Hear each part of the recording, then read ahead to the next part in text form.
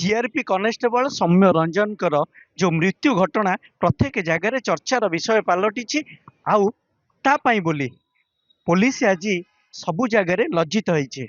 आउ गोटे कथा हूँ प्रत्येक जगार चर्चा चली जे एभली बर्बरचित हत्याकांड दायी किए क्या दायी करेंगे। आम सहित आलोचन अच्छा अनेक आईनजीवी आम सहित आलोचन अच्छा सहित आलोचना करने कथा हाँ सी कहे प्रकृत में कौन दंड विधान रहा कथा कौन कौन ए दफा लगे कथा क्यों क्यों माने ए घटनार तदंतर परिसरभुक्त हवा कथा ताकू नहीं आम आलोचना करवा। आसन जी आम सहित जोड़ी होती एठिकार आईनजीवी मैंने आम आलोचना करवा ठीक परिचय नवा। नमस्कार मु Prabodh Kumar Parida advocate Bhubaneswar bar association. टिके गोटे कथा कहतु आज आपण मैंने देखुंत जे ओडिशा रे प्रथम करी जो भली भाबरे गोटे जीआरपी कनेस्टेबल को बर्बरचित भाबरे जो हत्या करा जायछि बा कहतु बा जो भली भाबरे माड़ मारी तांकर जीवन निया जायतिला ताकू नै कि आपण कोन कहिबे। एटा गोटे सेंसिटिव केस तेणुकरी ओडिशा सरकार देइचंदी क्राइम ब्रांच को आमे भी धन्यवाद दउछु ओडिशा सरकार को। जदि क्राइम ब्रांच के जगह सीबीआई करिवे आउरी बेटर हबो।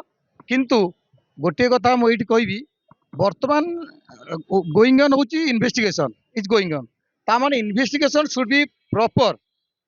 जदि प्रॉपरली इन्वेस्टिगेशन टी न हुए ताल दरकार पड़े दोषी खसी जाई पारे। वर्तमान आमे जहा को दोषी साब्यस्त करछे बा कस्टडी रखीचे मे बी से माने भितरे दोषी थाई पारे न थाई पारंती सेटा केते जना पड़े जतल ट्रायल हबो। It should be fast track trial.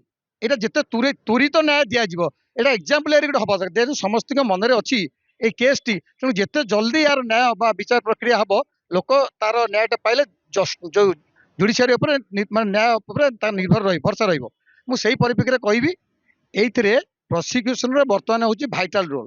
Prosecution in the sense जो डिपार्टमेंट नब क्राइम ब्रांच नहीं धर ओडिशा पुलिस नहीं था सीबीआई नब से माने तांकर इन्वेस्टिगेशन ता प्रॉपर करिवे।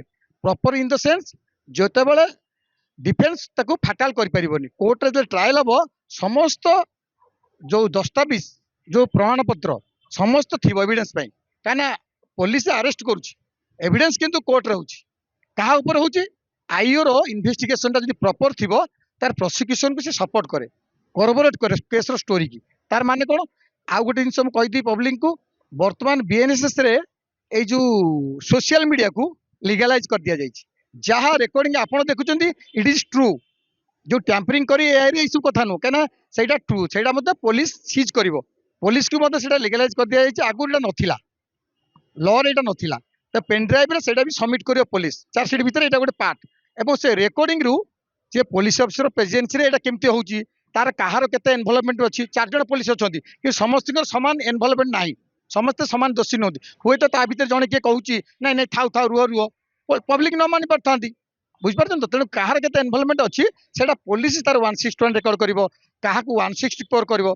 जणे या पूर्व हमर एडवोकेट भाई कहउतिले क्रिमिनल एडवोकेट भाई कहउतिले जे प्रकृत विटनेस आई विटनेस एविडेंस है भाइटल सेतु जणे होची जे तार गाड़ी चलाउतला जे विक्टिम रो गाड़ी चलाउतला डिसीज रो से पिलाटे होची आई विटनेस सीए कहइबो एवं जदि पुलिस रो कि अधिक माने स्टाफ अछंती जे कि प्रकृत प्रोटेक्ट करथले ता मारिया को से माने 161 रेकॉर्ड हबो अदरवाइज अन्य माने अक्यूज रो 161 रेकॉर्ड हबोनी। आ समस्त जिंस प्रॉपर हबो जेमति कि तार जगारू स्पॉट विजिट हम स्पॉट मैप क्रिएट हम जो स्पॉट रु जदि किसी वेपन्स थी किसी ब्लड स्टेन थी किसी ना तार वेयरिंग अपरेल्स थी सब सीज हो प्रॉपर्ली दैट्स बी प्रॉपर्ली मुझे सब कहि पारुनी कहना समय सापेक्ष आप सब कहि परिबेनी। तापर से माने थोड़ा इनफॉर्म हम जुडिशियल मजिस्ट्रेट को तार केंति पीएम हम इनक्वेस्ट हम तापर ता पूर्व माने इनफॉर्म हेतिबो जो माने आसिकी इन्वेस्टिगेशन करती प्रॉपर्ली हेछि ना केमती कोन इंसिडेंट हेछि बेली से समस्त दिन प्रॉपर्ली हेले सेटा सबमिट हो चार्जशीट सबमिट न हो पर्यंत आईओ रो बा पुलिस रो बा जो क्राइम ब्रांच रो मेजर रोल आ एटा जेमती न्याय पाइबे लोक लोक न्याय पाइबो ता आपनकर गोटे कथा देखंतु जे क्राइम ब्रांच पुलिस डीजी जे कहिसंती जे एटा मॉब ब्लीचिंग नुह काहे सुनंतु 3-1 लगे से कहते एटा जो समस्त भितर जो हत्याकांड या से अनुसार निजी तेणु यही जगह कौन दफा लगे कथा किंतु 1031 କାହିଁକି ଲଗା? ଶୁଣନ୍ତୁ, ପୋଲିସ ଡିଜି ଆଇନର ଉର୍ଦ୍ଧ୍ୱରେ କେହି ନୁହନ୍ତି। ଯୋଉ ପୋଲିସ ବାନ୍ଧୁଛି ସିଏ ବି ବନ୍ଧା ହେଇଯାଉଛି। ଆଇନଟା ପୋଲିସ ହୁଏତ ନ ଜାଣିପାରେ ବା ହୁଇମ୍ସକାଲି କହିଦେଇପାରେ ତାଙ୍କ ଡିପାର୍ଟମେଣ୍ଟକୁ ସେଭ୍ କରିବା ପାଇଁ, କିନ୍ତୁ ତା କଣ ତାହା କୋର୍ଟ ପ୍ରମାଣ କରିବ। କୋର୍ଟରେ ଏଭିଡେନ୍ସରେ ପ୍ରମାଣ ହବ। ଆଉ ଦ୍ୟାଟ୍ ସୁଡ୍ ବି ଏଭିଡେନ୍ସ ହବ, ଡିପୋଜିସନ ହବ ଆଇ ୱିଟନେସ୍। ଯୋଉମାନେ ଥିଲେ ରେକର୍ଡିଂ ଦେଖଉଛି, ସମସ୍ତଙ୍କ ଭିଜୁଆଲ ଅଛି, ଫାଙ୍କି ଦେବାର ନାହିଁ। ଯଦି ଫାଙ୍କିରେ ଅଧିକାରୀ ହେଲା ବା ନ୍ୟାୟ ନ ପାଇଲା, ତା ପାଇଁ ଦାୟୀ କେବଳ ଇନଭେଷ୍ଟିଗେଟିଂ ଯୋଉ ଏଜେନ୍ସି ବା ଅଫିସର, ସେ ଦାୟୀ ରହିବ। ଅଦରୱାଇଜ ଏଇଟା ଲୋକ ମାରିଛନ୍ତି, ଡେଲିବରେଟଲି ମାରିଛନ୍ତି ଏବଂ ସେ ମରିଛି, ତା ପିଏମ କହିବ, ଡାକ୍ତର ରିପୋର୍ଟ କହିବ, କିନ୍ତୁ ମରା ହେଇଛି, ଲୋକ ମାରିଛି, ତାର ଏଭିଡେନ୍ସ ଅଛି। ଆଉ ଦ୍ୟାଟ୍ ସୁଡ୍ ବି ଲିଗାଲାଇଜ। ଯୋଉ ରେକର୍ଡିଂ, ଭିଡିଓ ରେକର୍ଡିଂ, ତାକୁ ଆଇନ ସମ୍ମତ କରିଦିଆଯାଇଛି ବିଏନଏସଏସ୍ ରେ। ତେଣୁକରି ଫାଙ୍କି ଖସି ଯିବାର ନାହିଁ, କିନ୍ତୁ ତୁରନ୍ତ ତ୍ୱରିତ ନ୍ୟାୟ ମିଳୁ। ଆଉ ଗୋଟେ ଉଦାହରଣ ସୃଷ୍ଟି ହଉ, ଆଉ ଏମିତି କେହି ନ କରନ୍ତୁ। ଆଉ ଗୋଟେ ପୋଲିସକୁ ମୁଁ କହିବି, ଏଥିପାଇଁ ଆୱାରନେସ୍ କରାଯାଉ, ସରକାରଙ୍କ ତରଫରୁ ଆୱାରନେସ୍ କରାଯାଉ। ଲୋକ ଯୋଉ ହିଂସ୍ର ହେଇଯାଉଛନ୍ତି, ଗ୍ୟାଦରିଂ ଗେଟ୍ ଟୁଗେଦର ହେଇଗଲା ପରେ ସେ ମାନେ ବାଘଠୁ ବି ହିଂସ୍ର ହେଇଯାଉଛନ୍ତି, ସେମିତି ନ ହୁଅନ୍ତୁ, ତା ପାଇଁ ଆୱାରନେସ୍ କ୍ରିଏଟ୍ କରାଯାଉ। ଆଉ ପୋଲିସକୁ ଟ୍ରେନିଂ ସେଥିପାଇଁ ଦିଆଯାଉ। ପୋଲିସ କୋଉ ଜାଗାରେ କଣ କରିବ ତାକୁ ଟ୍ରେନିଂ ଦିଆଯାଏନି। ଖାଲି ଚାକିରି କଲେ, ଖାଇଲେ, ପେଟ ବଢେଇଲେ, ଆପଣ ଦେଖିବେ ତା ବ୍ୟତୀତ କିଛି ନାହିଁ।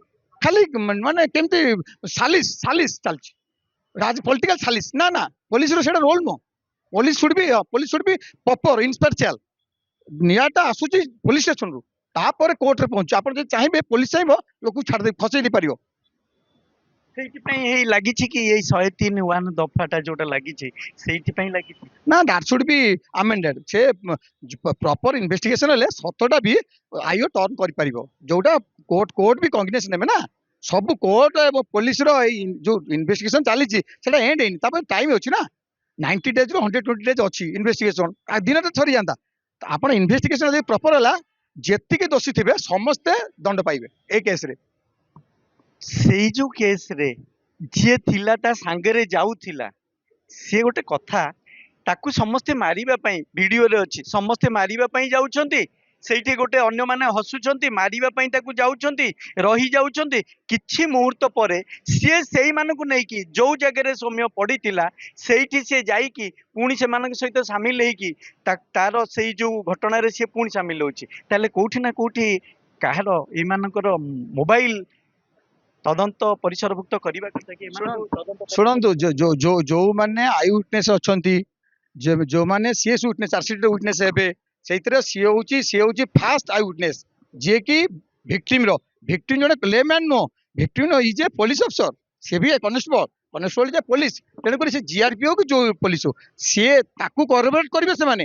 ଇଏ ଯୋଉ ଫାଙ୍କିକି କେହି ଯାଇପାରିବେନି, ସବୁ ଭିଡିଓ ଅଛି ଭାଇ, ଫାଙ୍କିକି କେହି ଯାଇପାରିବେନି। ଆଉ ଯୋଉ 161 ବା 164 ରେକର୍ଡ ହବ, ସେଇ ଗୋଟା ଶେଷ ପର୍ଯ୍ୟନ୍ତ କାଏମ ରହିବାର ଅଛି। ଯାହା ପୋଲିସକୁ କହିଥିବେ, ଆଉ ଯଦି ପ୍ରସିକ୍ୟୁସନ ହୋଷ୍ଟାଇଲ ହେଲା, ତାହେଲେ କେସ୍ ଆଜ୍ଞା ଦେଖିବେ କିଛି ରହିବନି ତାର। ତେଣୁକରି ପ୍ରସିକ୍ୟୁସନ ସୁଡ୍ ବି ପ୍ରପର ଏବଂ ଲଫୁଲି ଆଉ ଇମ୍ପାର୍ସିଆଲ। ଯଦି ନହବ, ତାହେଲେ ଆମେ ଅନେଇଛେ କିନ୍ତୁ ନ୍ୟାୟ ପାଇବାନି। ଓଡ଼ିଶାବାସୀ ଫାଙ୍କିବାଜର ଅଧିକାର ହେବେ। ଆମେ ଚାହୁଁଛୁ ପ୍ରପରଲି ଇନଭେଷ୍ଟିଗେସନ ହଉ, ସେ ଲୋକ ନ୍ୟାୟ ପାଉ। ତାର ଗୋଟିଏ ପୁଅ ଥିଲା, ସେ ମା କାନ୍ଦୁଛି, ଆପଣ ଦେଖିବେ। ଆପଣଙ୍କ ଆଖିରେ ମଧ୍ୟ ସେ କଥାରେ ଲୁହ ଆସି ଯାଉଛି। କୋଉଠି ନା କୋଉଠି ଆପଣଙ୍କୁ ମଧ୍ୟ ଆଘାତ ଦେଇଛି, ସାରା ଓଡିଶାବାସୀଙ୍କୁ ଏଇ କଥାଟା ଆଘାତ ଦେଇଛି। ଆପଣ ୟାକୁ ନେଇକି କଣ ୟାର ଦେଖନ୍ତୁ, ଆମେ ଆମେ ଆମେ ଆମେ ପ୍ରଥମେ ହ୍ୟୁମାନିଟି ଦୃଷ୍ଟିରୁ କଣ କହିବେ? ପ୍ରଥମେ ଆମେ ଜଣେ ମଣିଷ, ହ୍ୟୁମାନିଟାରୀ ଦୃଷ୍ଟିକୋଣରୁ ଆମେ କହିବୁ, ଭାଇ ଯେତିକି ଦୋଷକୁ ଯେତିକି ଦଣ୍ଡ। ସିଏ କୋଉଠି କମେଣ୍ଟ ମାରିଲା, ଲୋକକୁ ମର୍ଡର କରି ଦିଆଯିବ? Is it possible? ଏଇଟାକୁ କିଏ ନ୍ୟାୟ କହିବେ? ଗୋଟେ ମାର କୋଳ ଶୂନ୍ୟ ହେଇଯାଉଛି, ଏଇ କଥାଟା ତା ମା ପୁଅ କିଏ ଦବ? କେହି ଟଲେଟ୍ କରିବେନି। ସେଇ ଯୋଉ ଦୋଷୀଙ୍କୁ ଯଦି ଲୋକଙ୍କ ଛାଡି ଦିଆଯିବ, ଲୋକ ସାଙ୍ଗେ ସାଙ୍ଗେ ମାରିଦେବେ। ସେମିତି କରାହବ କି? ପୋଲିସର କାମ ହେଲା ପ୍ରୋଟେକ୍ସନ ଦବ, ବନ୍ଧୁକ ଧରିବ, ତଡା ଧରିବ। ଆଉ ତମେ ବନ୍ଧୁକ ଧରିଛ, ତଡା ଧରିଛ, ଲୋକ କେମିତି ମାରିକି ଆଉ ଜଣକୁ ମାରିଦଉଛି ତମ ପ୍ରେଜେନ୍ସରେ? ସେଥିପାଇଁ ଦୋଷୀ ତମେ। ଯଦି ତା ଭିତରୁ କିଏ ଏଇଥିରେ ସପୋର୍ଟ କରିଥିବ, ଜଣେ କିଏ ମାରି ବସି ବାନ୍ଧୁଛି, ଆମେ ଦେଖୁଛୁ, ସେ ବି ଏଥିରେ ପନିଶମେଣ୍ଟ ହବ, ସେ ବି ଏଥିରେ ଆକ୍ୟୁଜ ହବ ନିଶ୍ଚିନ୍ତ। ତୁମେ ବାନ୍ଧିବାକୁ ତମର ରାଇଟ୍ସ କିଏ ଦେଲା? ଗୋଟେ ଲୋକକୁ ମୁଁ ଯାହା ଅନୁଭବ କରୁଥିଲି, ସେ ଲୋକ ମାନେ ବିୟଣ୍ଡ କଣ୍ଟ୍ରୋଲ ହେଇଛି, ପାଗଳ ଭଳି ମାନେ ବିଦ୍ରୁପ କରୁଛି। ତାକୁ ପାଣି ଦେଇନାହାନ୍ତି, ଖରାବେଳ ସମୟ ହୁଏତ ପାଣି ପାଇନି, ସେ ଲୋକ ମରିଯାଇଛି। ତାକୁ କିନ୍ତୁ ମାନେ ବ୍ରୁଟାଲି ଆସଲ୍ଟ କରାଯାଇଛି। ଆଉ ଗୋଟେ କଥା ହେଲା, ତାକୁ ବନ୍ଧା ଯାଉଛି ଗାଈ ଗୋରୁଙ୍କ ଭଳିଆ ଗୋଟେ ଟ୍ରକରେ ପକେଇକି, ପୋଲିସ ତାକୁ ସେଇଥିରେ ନଉଛି, କିନ୍ତୁ ପିସିଆରରେ ନଉନି କି 108କୁ ଡାକୁନି। ୟାକୁ ନେଇ କଣ? ଭାଇ, ମୁଁ ସେଇଥିପାଇଁ କହୁଥିଲି, ପୋଲିସ ବା ଓଡ଼ିଶା ସରକାରଙ୍କର ଡ୍ୟୁଟି ହଉଛି ଲୋକଙ୍କୁ ଆୱାରନେସ୍ କରାଯାଉ।